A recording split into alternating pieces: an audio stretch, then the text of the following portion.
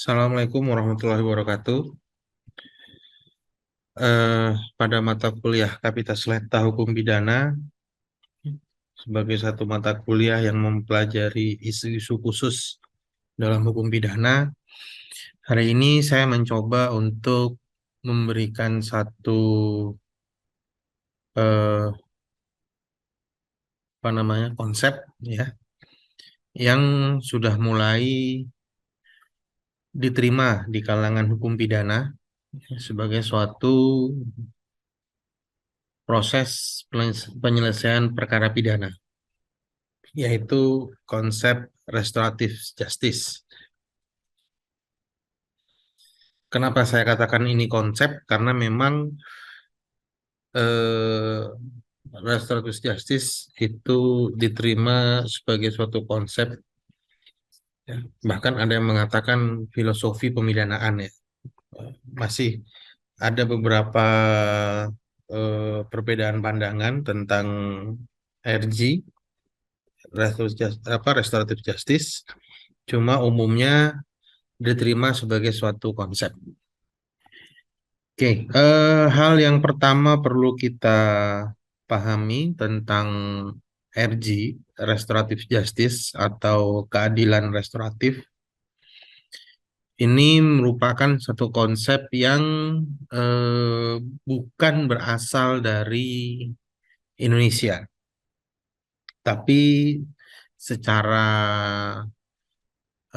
akademik, ilmiah, ya, konsep ini juga diakui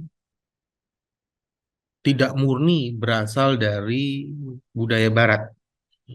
Hampir semua semua ahli hukum, baik internasional maupun lokal ya Indonesia, mengakui konsep ini berasal dari budaya non-Barat.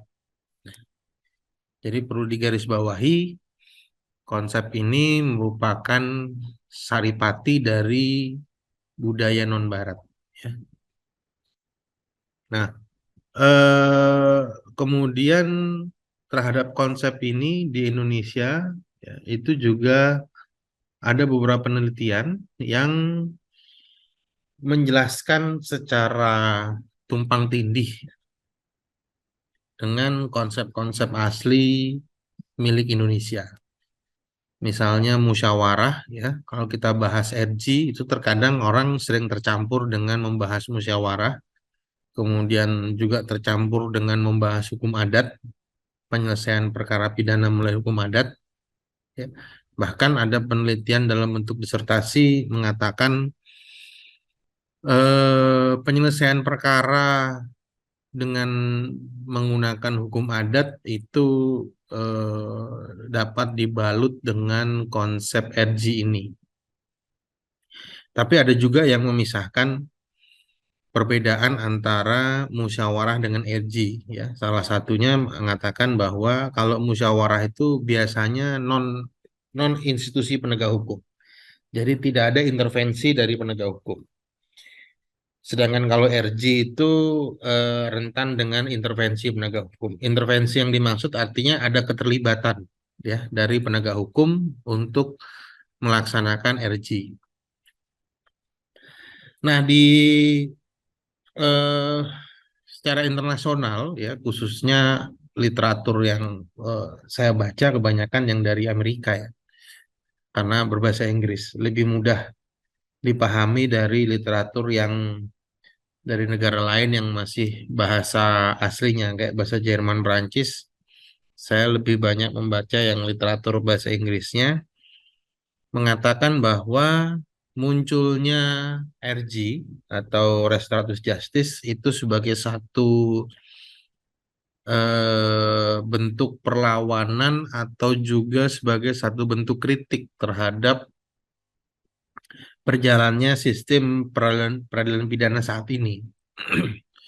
Hampir semua penulisan ilmiah ingin mengatakan bahwa ada eh, kejenuhan dengan sistem peradilan pidana hari ini dan memandang bahwa sistem peradilan pidana yang ada itu stagnan, ya, memunculkan berbagai macam masalah Salah satu yang sering digembar-gemborkan sebagai masalah yang cukup sering dibahas ya, dalam berbagai penulisan ilmiah yaitu eh, penumpukan perkara ya, baik dari tingkat kepolisian hingga tingkat Mahkamah Agung, bahkan juga masuk kepada overcrowded-nya lapas. Nah, penggunaan energi diyakini bisa mengurangi penumpukan perkara dan mengurangi kepadatan dari lapas. Ya, walaupun agak sedikit pragmatis, tapi itu diyakini sebagai kalau kalau energi ini diterapkan dengan serius akan berdampak kepada dua hal tersebut. Nah, RG juga muncul sebagai satu kritik terhadap paradigma lama dari SPP, Sistem Peradilan Pidana, yang fokus kepada eh, pemidanaan terhadap pelaku dan diabaikannya kepentingan korban dan kepentingan masyarakat. Kemudian RG juga muncul dari satu pemikiran untuk menghindari adanya labeling atau stigmatisasi terhadap pelaku ya, dengan kita menyebut narapidana ya, mantan napi gitu ya, ketika sudah bebas yang ujungnya berharap dengan adanya RG ini terjadinya reintegrasi integrasi ya dari terpidana yang membaur kembali kepada masyarakat ya. Tapi hari ini saya tidak ingin membahas sisi kritiknya,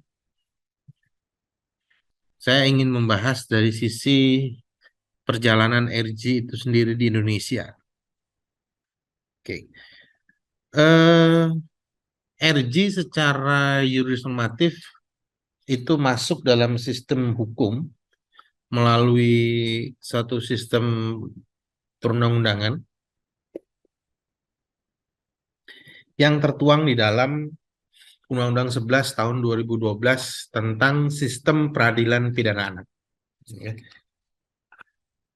ya, walaupun beberapa tulisan juga menjelaskan adanya peraturan-peraturan di bawah undang-undang ya, tersebar di berbagai institusi baik kepolisian, kejaksaan maupun Mahkamah Agung yang dianggap sebagai peraturan yang mencerminkan RG.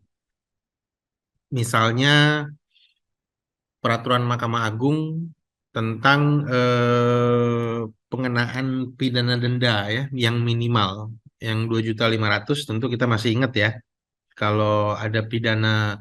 Jadi peraturan Mahkamah Agung tersebut menaikkan batas minimal yang ada di KUHP untuk tindak pidana ringan menjadi 2.500.000, sehingga di bawah 2.500.000 itu tidak boleh ditahan ya, walaupun sebenarnya perma itu kalau kita baca pasal-pasalnya itu ternyata hanya berhenti sampai di jaksa itu ya. Permanya tidak sampai ke kepolisian. Nah, itu salah satu peraturan di bawah undang-undang yang dianggap memiliki nuansa RG. Kalau di kejaksaan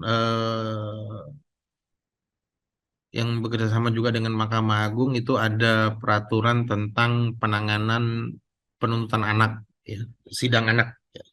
Jadi banyak peraturan-peraturan yang dianggap sudah mulai dipengaruhi oleh RG. Walaupun kalau saya baca peraturan-peraturannya sebenarnya tidak ada singgungannya dengan RG gitu ya, tapi nuansanya dianggap sudah mencerminkan RG. Nah, keadilan restoratif atau restoratif justice secara normatif diatur dalam pasal 1 angka 6 ya Undang-Undang 11 2012 yang menjelaskan maknanya adalah penyelesaian perkara tindak pidana dengan melibatkan pelaku, korban, keluarga pelaku atau korban dan pihak lain yang terkait ini bisa dikaji nih ya, maksud pihak lain yang terkait ini apa? Karena undang-undang tidak spesifik menentukan apa yang dimaksud. Untuk bersama-sama, ya jadi pihak-pihak tadi mencari penyelesaian yang adil dengan menekankan pemulihan kembali pada keadaan semula dan bukan pembalasan.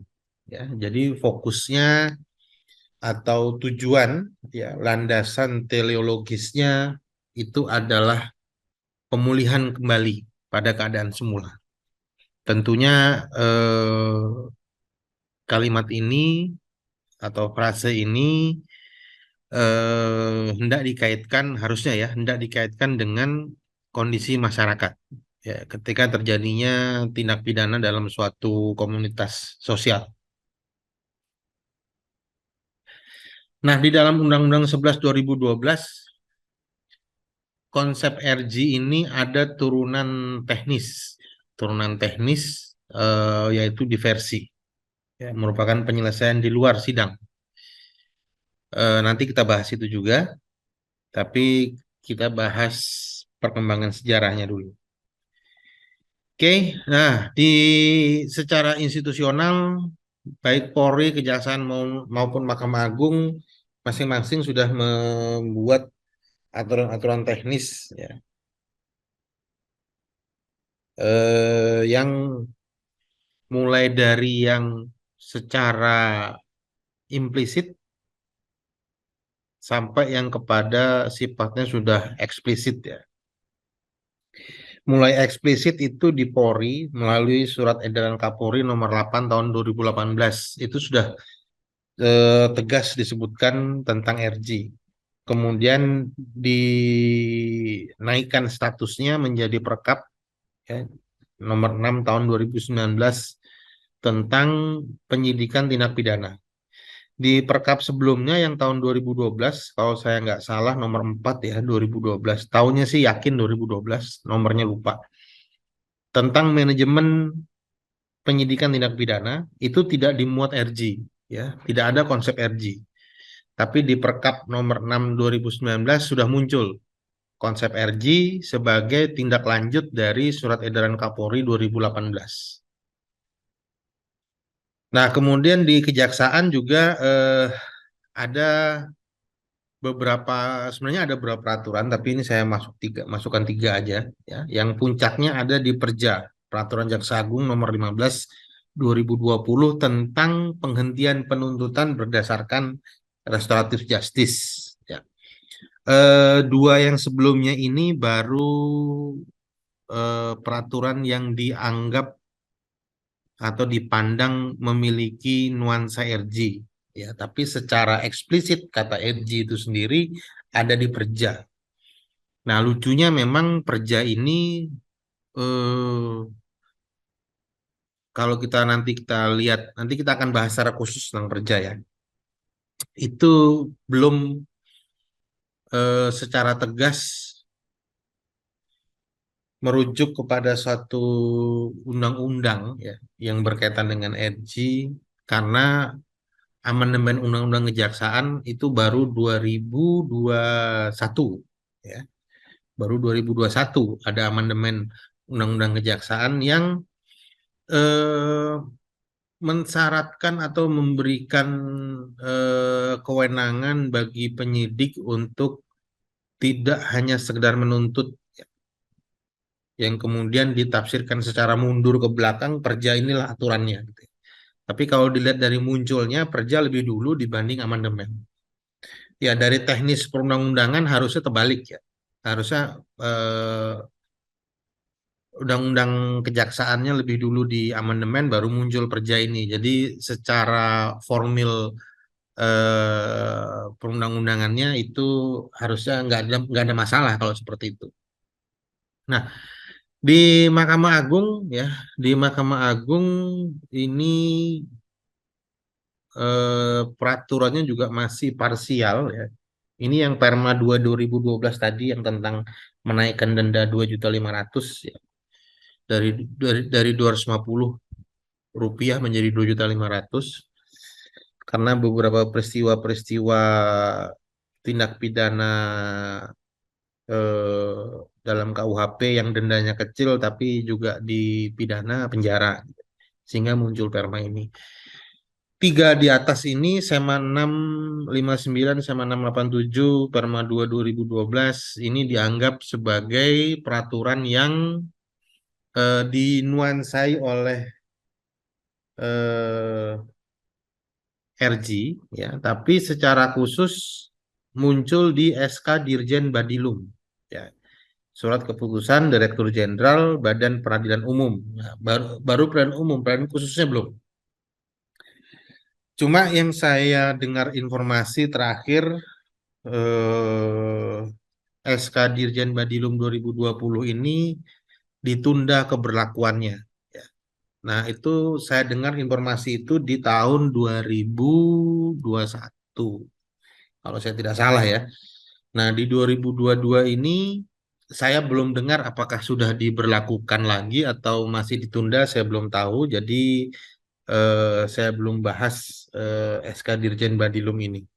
Oke, kemudian kita coba bandingkan secara definisi ya. Tadi Undang-Undang 11 2012 kita sudah lihat ada tujuan atau landasan teleologisnya atau landasan tujuannya, yang utama itu adalah proses penyelesaian ini harus memunculkan pemulihan keadaan dan bukan pembalasan. Itu artinya sebenarnya bukan sifatnya negosiasi ya. Bayar sekian dihukum sekian, nggak seperti itu karena memang bukan pembalasan yang dikejar, tapi apakah keadaan tersebut sudah kembali pulih atau belum, harusnya itu yang dikejar ya. Filosofinya harusnya itu. Nah, kemudian Perkap 6 2019 yang tadi saya sampaikan ini punya definisi yang berbeda dengan Undang-Undang 11 2012. Jadi agak sedikit lari pemaknaannya, dengan tujuan agar tercapai keadilan bagi seluruh pihak. Ya. Nah, ini yang menjadi sedikit direduksi makna dari Undang-Undang 11 2012, fokus kepada pemulihan kembali pada keadaan semula menjadi keadilan bagi seluruh pihak. Tentunya pertanyaannya kan bisa muncul, apakah keadilan itu memang bisa mengembalikan atau memulihkan keadaan semula. Nah, ada perbedaan antara perkap juga dengan perja. Ya. Di perja ini justru mengakomodir secara utuh, ya, secara utuh definisi dari Undang-Undang 11 2012. Ya. Jadi ada korelasi konsep RG versi SPPA, Sistem Peradilan Pidana Anak, dengan RG versi kejaksaan. Ya. Menurut saya RG versi kejaksaan ini lebih apa namanya, lebih terkoneksi ya dengan undang-undang eh, yang digunakan dalam ranah penuntutan. Nah, kemudian di SK Dirjen Badilum 2020 dikatakan ada penambahan kata alternatif di awal, yaitu merupakan alternatif penyelesaian perkara pidana. Jadi kalau dia alternatif artinya ada mekanisme yang diutamakan, ya, ada mekanisme yang di oposisi biner superiornya.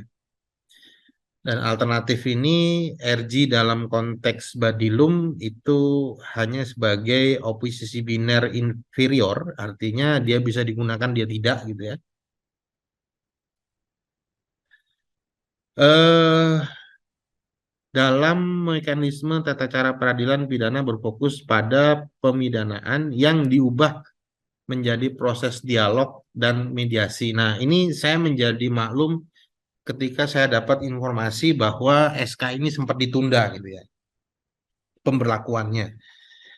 Karena kalau SK ini diberlakukan, maka tentunya akan apa namanya bersimpangan dengan KUHP, ya. Bagaimana proses peradilan pidana itu setelah diajukannya dakwaan, kemudian dia berubah menjadi proses dialog gitu ya. Apakah proses dialognya ini sebelum dibacakan dakwaan, ya, atau setelah dibacakan dakwaan ini yang masih belum apa namanya masih sedikit riskan ya untuk diterapkan. Karena kenapa saya katakan riskan? Karena habitusnya itu proses peradilan pidana yang sudah di persidangan itu sudah face to face itu, ya. Yang dicari menang kalah itu kalau sudah di persidangan. eh Selain mengakomodir konsep yang ada di Undang-Undang 11 2012, ya, yaitu pemulihan kembali keadaan semula, juga mengakomodir yang ada di Perkap, ya, mencari keadilan, ditambah dengan konsep keseimbangan, ya. Dan ditegaskan lagi di akhir dari definisi ini, yaitu mengembalikan pola hubungan baik dalam masyarakat. Nah, ini juga menjadi persoalan nanti kalau ini memang benar diterapkan gitu ya. Harusnya kan yang hadir di dalam proses itu adalah masyarakat di mana tindak pidana itu terjadi. Nah, ini agak menjadi sedikit berisiko ketika pola kehidupan sosial, ya, pola kehidupan sosial di mana tindak pidana terjadi, masyarakatnya sudah individualis, ya. Jadi artinya lu gua gitu ya. Mungkin agak berbeda kalau tindak pidana tersebut terjadi di daerah-daerah yang relasi sosialnya masih kuat gitu ya. Ibaratnya jarum jarum satu jatuh, sak kampung dengar semua. Nah, itu mungkin ini masuk kali ya. SK ini bisa diterapkan. Tapi kalau sampai bom atom jatuh sak kampung nggak ada yang peduli, nah ini SK ini yang agak susah nih untuk diterapkan. Nah, definisi-definisi ini hanya Perkap 6 2019 lah yang menurut saya agak lari dari filosofi RG itu sendiri. Ya. Karena yang diterapkan hanya keadilan bagi seluruh pihak. Kalau kita bicara keadilan, tentunya sifatnya nanti menjadi sangat subjektif itu. Ya, sedangkan kalau di 11 2012 ataupun Perja dan SK Badilum ini lebih sifatnya melihat harmonisasi atau kehidupan yang harmonis ya dan reintegrasi dari pelaku kepada korban dan masyarakat. Ya, saya rasa perjanya ini yang perlu sorry, Perkap nomor 6 ini yang perlu diamandemen ya dari sisi definisi. Nah, ini yang tadi saya katakan ya di dalam restoratif justice pada Undang-Undang 11 2012 ada satu instrumen yang digunakan sebagai representasi dari RG. Kalau melihat tingkatannya, berarti seharusnya RG yang ada di Undang-Undang 11 2012 itu berperan sebagai pola pikir, berperan sebagai paradigma. Dia bukan berperan sebagai pendekatan atau berperan sebagai eh, konsep, tapi berperan sebagai filosofi seharusnya. Karena pemerintah membuat instrumen teknis turunan dari RG yaitu diversi.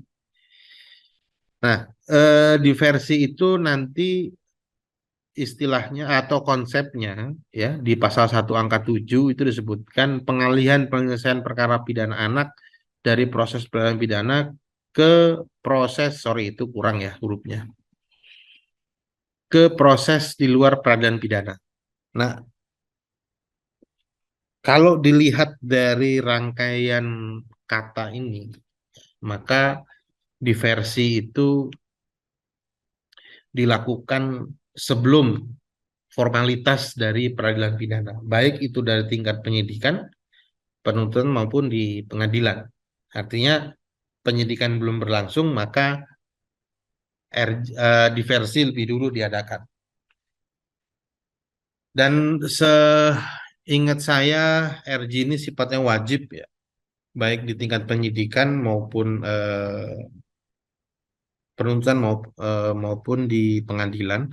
Hanya saja kemudian ada pasal dulu ya, ada pasal yang memberikan sanksi pidana bagi penegak hukum jika tidak menjalankan diversi. Ya, tapi pasal tersebut dibatalkan oleh Mahkamah Konstitusi. Kemudian di pasal 7-nya ayat 2 sebagai syarat formil dari diadakannya diversi. Syarat-syaratnya itu pidana yang diancam eh, penjara di bawah 7 tahun. Jadi artinya maksimal 7 tahun. Nah, ini agak sedikit riskan ya kalau pasal ini diterapkan dengan model misalnya alternatif atau subsidiaritas, karena nanti akhirnya susunan atau tata urutan dari undang-undang atau pasal yang digunakan di undang-undang itu selalu ya kebiasaannya selalu meletakkan ancaman pidana pasal yang mengandung ancaman pidana lebih tinggi itu ada di primer ya atau di pertama. Dan sebenarnya secara pengkajian memang terjadi saya ingin mengatakan ini apa namanya kelemahan dalam memahami substansi tindak pidana sehingga memandang suatu tindak pidana itu kok kesannya mirip-mirip gitu ya. Kayak misalnya ada penipuan penggelapan. Itu biasanya selalu alternatif itu sifatnya. Ya, mana yang lebih tinggi ancaman pidananya taruh di atas, yang rendah di bawah. Nah, saya agak khawatir ya, bukan khawatir justru memang sudah terjadi dalam praktek hari ini. Eh, Walaupun perbuatannya sebenarnya ancamannya itu di bawah 7 tahun, tapi karena disubsidiaritaskan atau disubsidirkan atau menggunakan dakwaan alternatif, maka yang di bawah 7 tahun itu ada di urutan kedua itu. Yang di atas 7 tahun ada di urutan pertama. Akhirnya diversi pun nggak terlaksana, ya. Karena dipandang ancamannya di atas 7 tahun. Ini sering terjadi dalam pemeriksaan di kepolisian maupun di kejaksaan. Syarat yang kedua bukan merupakan pengulangan tindak pidana. Ya, ini wajar ya. Kalau yang nomor dua ini wajar. Karena memang kalau sudah berulang berarti kalau orang Jawa tuh bilangnya udah tuman gitu, udah kebiasaan. Gitu. Oke, kemudian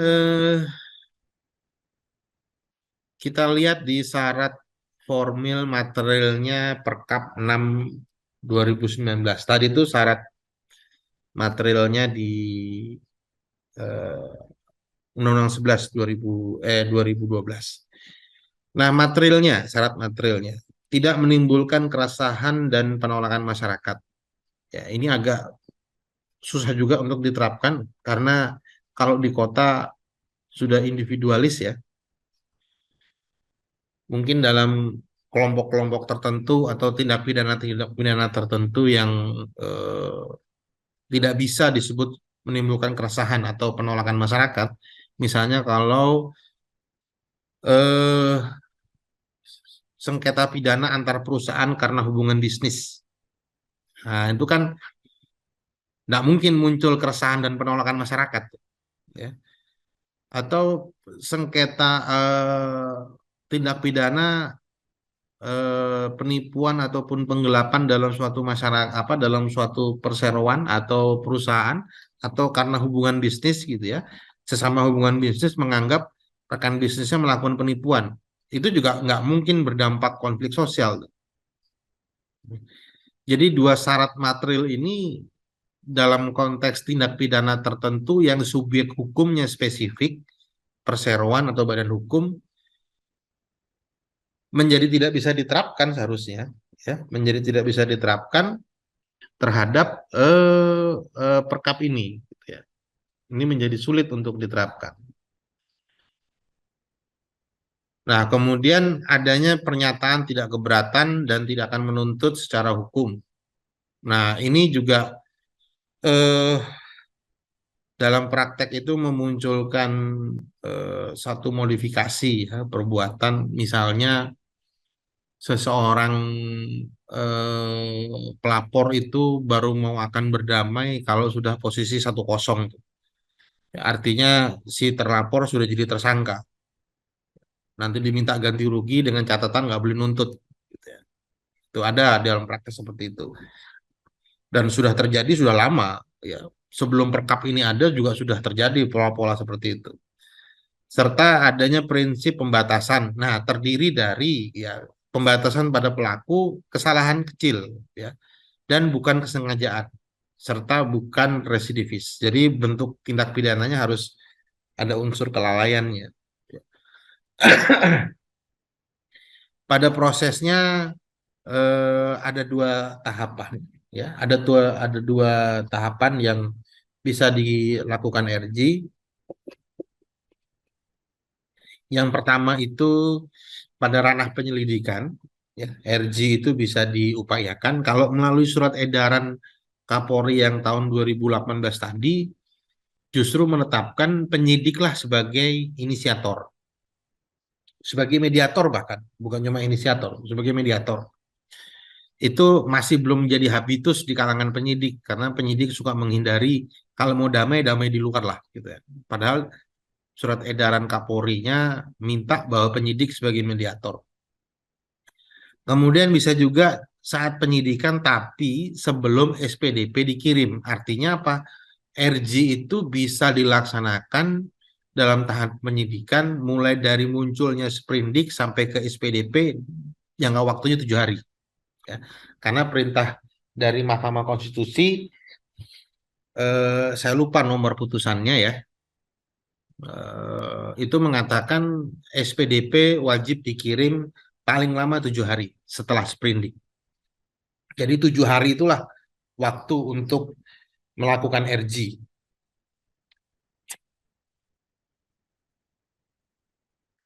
Nah, kemudian syarat formilnya itu ada surat permohonan damai. Surat permohonan damai tentunya logikanya dari terlapor ini. Ya. Kemudian surat pernyataan damai dengan dalam perkap itu menggunakan spesifik istilahnya dading.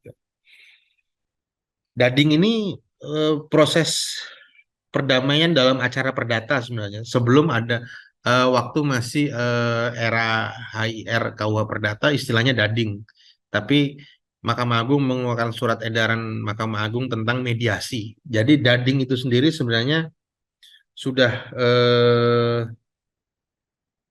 sudah nggak digunakan dalam keperdataan menggunakan istilah mediasi. Ini istilah lama ya, istilah HIR KUH Perdata. Yang diketahui oleh atasan penyidik.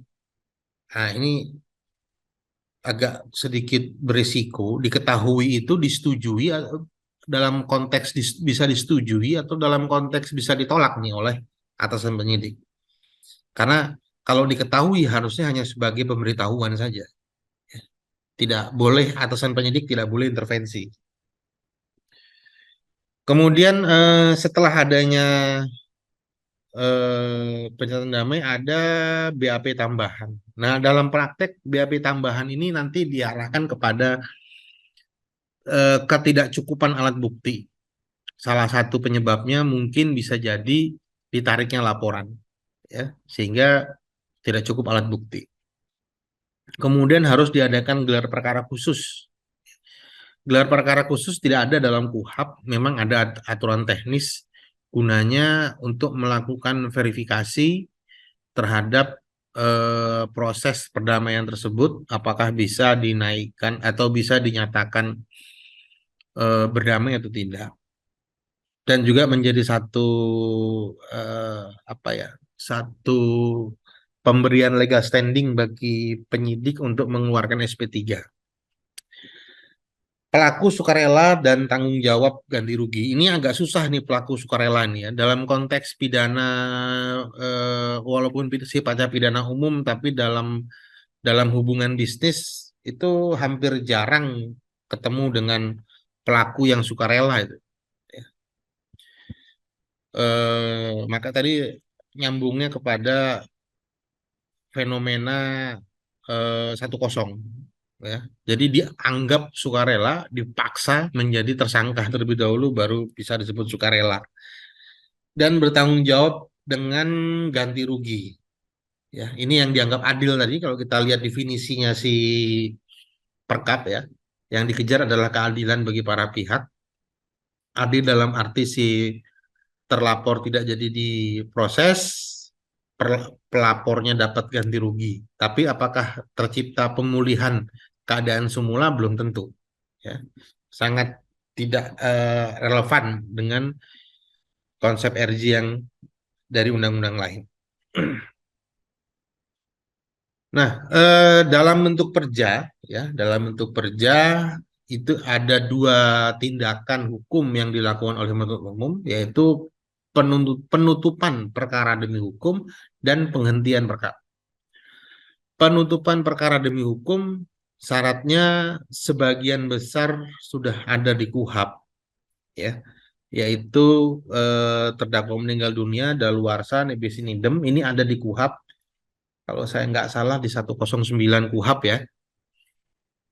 Tapi di 109 KUHP itu nomenklaturnya penghentian itu, penghentian penuntutan. Cuma di Perja ini diganti jadi penutupan perkara. Eh, Syarat yang keempat itu delik aduan dicabut. Ya. Kalau kita bicara delik aduan dicabut, dicabutnya satu delik aduan itu artinya tidak berada dalam ranah penuntutan itu. Itu ada dalam ranah penyidikan.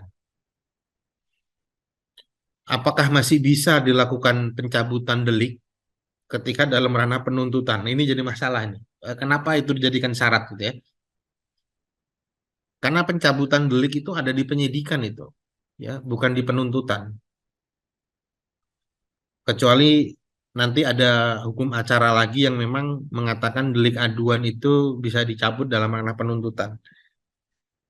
Kemudian ada afdoningbuten proses. Afdoningbuten proses ini perdamaian di luar persidangan. Biasanya kalau awal-awal itu ini diatur di dalam undang-undang, aduh, undang-undang tentang tindak pidana ekonomi. Ya. Undang-undangnya tahun lama nih, undang-undang tahun 57 atau 55 itu ya.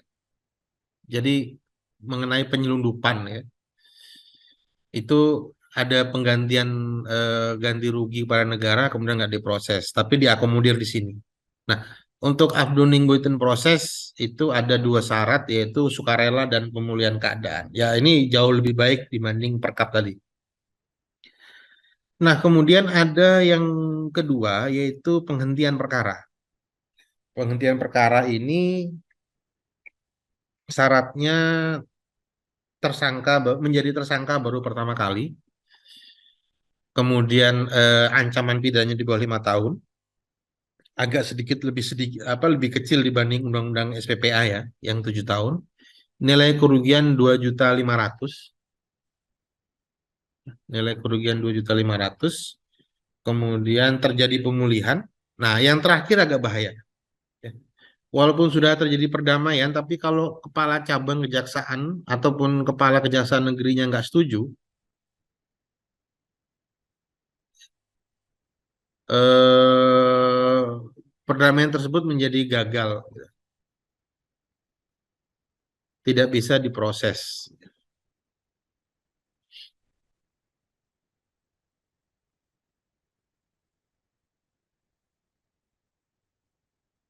Nah,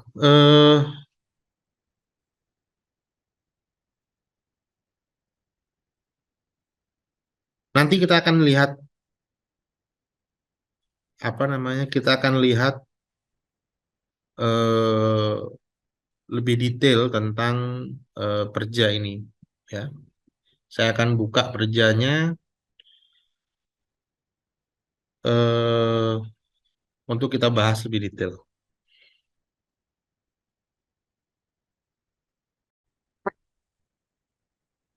Oke, nah ini eh, pasal yang ada di dalam Perja 15/2020. Tadi selain syarat-syarat yang sudah saya sampaikan di slide, nah ini kita masuk lebih detail ya untuk di Perja ini, karena isinya cukup menarik sebenarnya.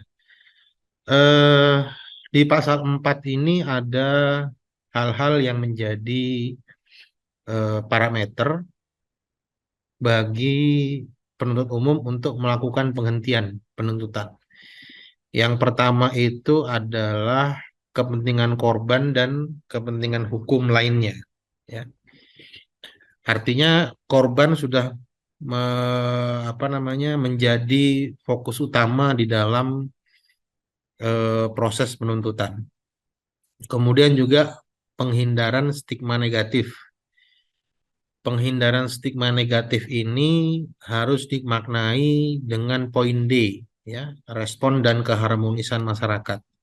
Sehingga pelaku ketika dia kembali ke masyarakat sudah tidak lagi membawa labeling, ya, stigma, baik itu mantan napi atau apapun lah namanya.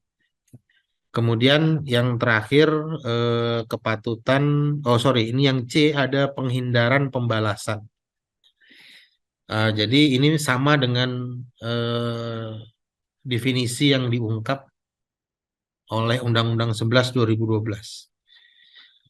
Kemudian parameter lainnya ya untuk memenuhi ayat 1 ini ada ketentuan di ayat 2 ya berkaitan dengan subjek hukumnya, objeknya, kemudian kategori dari tindak pidana dan ancamannya.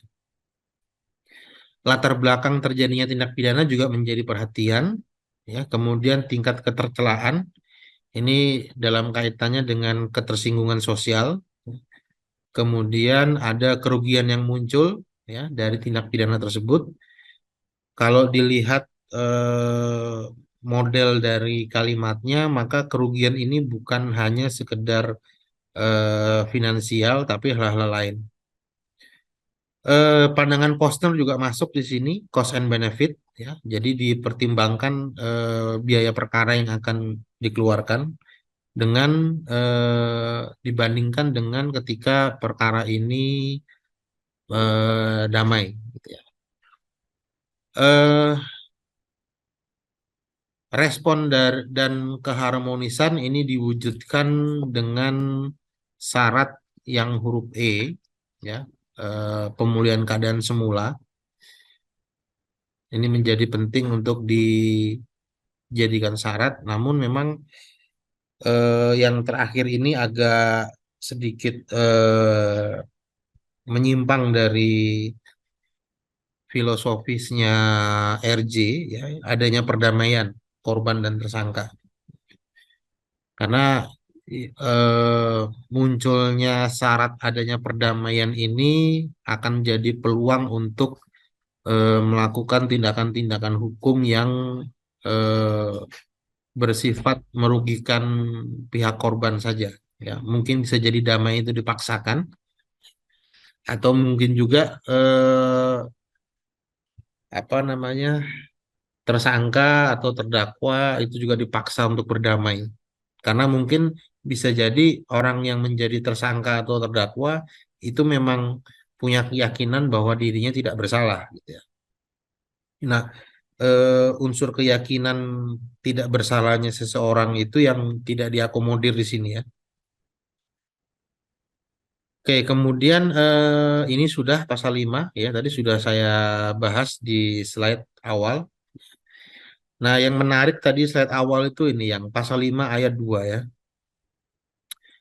eh untuk tindak pidana yang kaitannya dengan harta benda harus bersifat kasuistik, artinya tidak semua, dan penentuan apakah RG tersebut disetujui atau tidak itu tergantung kepada kepala cabang Kejaksaan Negeri atau kepala Kejaksaan Negeri. Sehingga syarat-syarat yang ditentukan di pasal 4 ataupun di pasal 5 ayat 1 itu menjadi sifatnya bersyarat tergantung dari apakah kepala kejaksaan negeri itu setuju atau enggak. Karena ini menggunakan kata persetujuan ya. Jadi artinya walaupun penuntut umum, korban dan terdakwa atau tersangka itu sudah damai, tapi kalau kepala kejaksaan negerinya nggak setuju ya nggak jadi damai ini. Ya, tindak pidana tubuh nyawa kemerdekaan ini dikecualikan ya ini yang nggak bisa di-RG kalau menurut Perja 15 2020 ayat 3-nya ini pasal 5 ayat 3 ini mengecualikan ya, berarti selain nyawa tubuh dan kemerdekaan ini bisa di-RG. eh Kemudian yang penting lagi ini sama tadi di atas. Ya, ini ada syarat lagi di ayat 6-nya ya, berkaitan dengan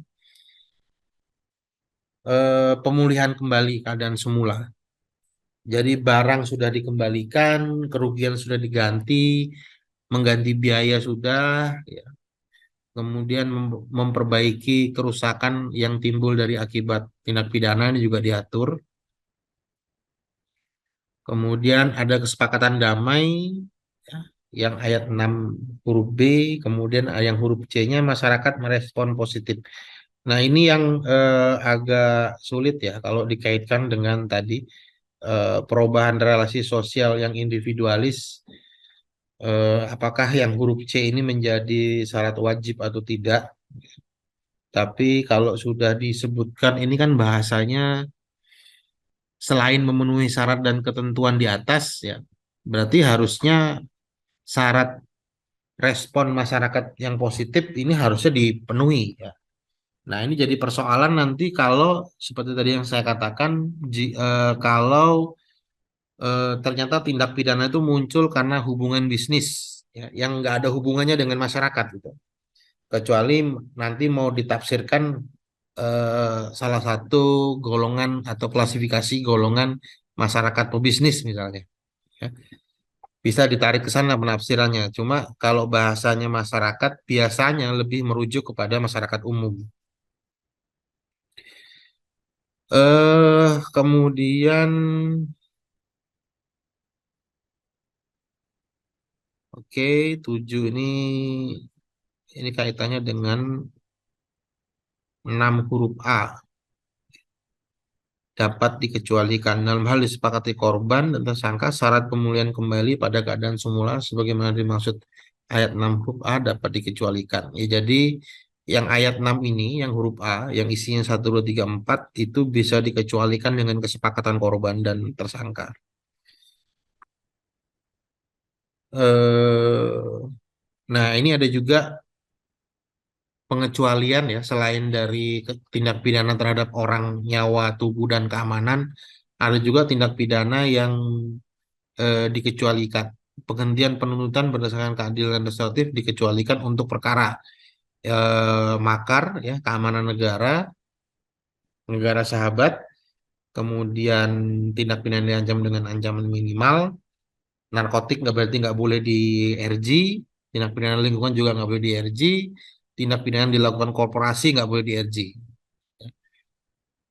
Nah, ini tindak pidana yang dilakukan korporasi ini apakah termasuk contoh yang tadi saya sebutkan ya, sengketa dalam hubungan bisnis, kemudian salah satu mungkin rekan bisnis menuduh rekan bisnis yang lain melakukan tindak pidana, apakah termasuk yang ini ataukah tindak pidana korporasi yang sifatnya khusus. Di pasal 6 ini tentang pemenuhan persyaratan penghentian penuntutan berdasarkan keadilan restoratif digunakan sebagai pertimbangan penuntut umum ya untuk menentukan dapat atau tidaknya berkas perkara dilimpahkan ke pengadilan. Oke, berarti ini ada dua layer ya, ada dua layer yang menyebabkan RG tersebut gagal. Pertama, layer yang pertama itu yang di atas ya, yang adanya persetujuan kepala cabang kejaksaan negeri atau kepala kejaksaan negeri. Layer yang kedua justru walaupun sudah di RG ada kemungkinan untuk tetap bisa dituntut. Nah, habitus yang ada hari ini kalau sudah di RG itu maknanya damai ya bebas. Tapi di sini ada kewenangan lagi dari penuntut umum, walaupun salah satu pihak memaknai damai, ternyata masih tetap bisa dilimpahkan ke pengadilan. Oke, nah hampir sama dengan di Polri ya. Di sini penuntut umum yang berinisiatif menawarkan perdamaian, ya. Jadi bukan dari korban atau dari tersangka, tapi dari penuntut umum. Nah, kemudian ini pas ayat 2-nya standar. Nah, jadi RJ-nya itu dilakukan bukan saat tahap satu, tapi tahap dua.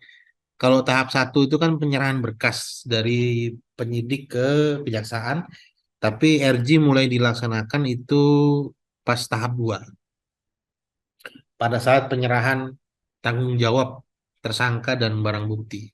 Nah, ini yang pasal 8 tentang tata caranya nih.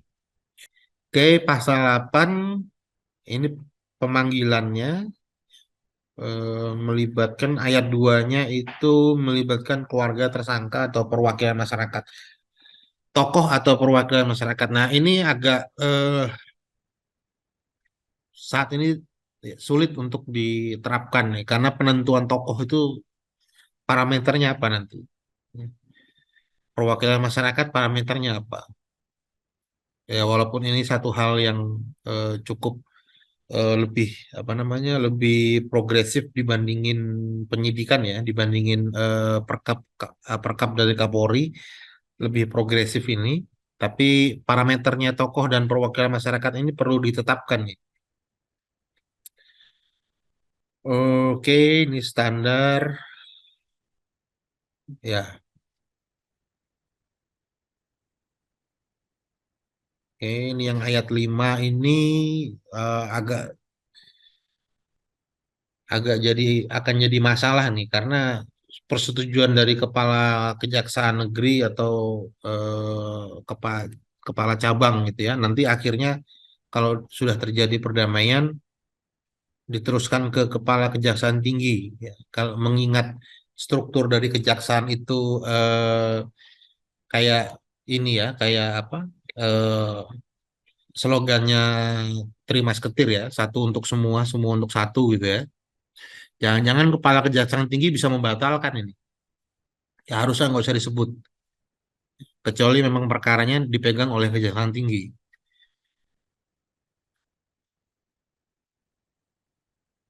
Kemudian dalam hal upaya perdamaian ditolak oleh korban, nah harus dibuat berita acaranya, kemudian pendapatnya penuntut umum. Proses perdamaian.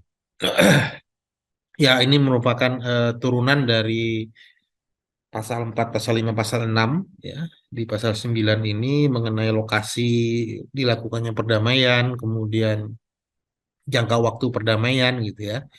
Jadi 14 hari semenjak tahap kedua. Nah, ini nanti akan berbenturan dengan pengaturan waktu yang ada di KUHAP nih. 14 hari semenjak tahap 2 itu kan seharusnya sudah pelimpahan. Nah, itu nanti bisa dicek lagi eh, tentang waktu yang ada di KUHAP. Ya, walaupun hari ini waktu yang ada di KUHAP itu juga sudah tidak semuanya secara praktek, tidak semuanya ditaati lagi, ya sudah banyak modifikasi-modifikasi. Kemudian ini tentang wujud dari kesepakatan. Ya. Oke, ini formil-formil semua, formalitas, sorry bukan formil, ini formalitasnya, ya, ditandatangani dan segala macamnya. Eh, nah, ini penting juga ini ya, pasal 11 ayat 1 ini. Ketika suatu upaya perdamaian itu terjadi karena ancaman, ya, karena ancaman maka dapat dijadikan pertimbangan penuntut umum dalam melakukan penuntutan. Ya, ini agak blunder nih. Kalau kita baca, kita kaitkan dengan pasal 10 ayat 6 ya. Kita balik ke pasal 10 ayat 6. Pasal 10 ayat 6 itu bunyinya itu adalah perdamaian yang tidak berhasil. Nah, ternyata tidak berhasilnya itu karena ancaman gitu. Tersangkanya sudah mau beretikat baik, tapi tidak berhasilnya karena ancaman tentunya dari korban atau pihak keluarga korban. Maka hal itu akan dijadikan pertimbangan bagi penuntut umum dalam membuat penuntutan.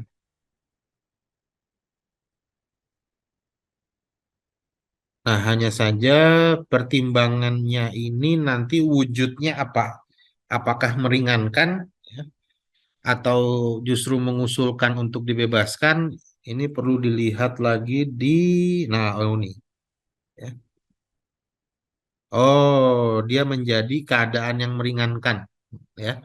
Jadi yang di pasal 11 ayat 1, jungto pasal 10 ayat 6, itu dampaknya nanti di pasal 11 ayat 3. Ya.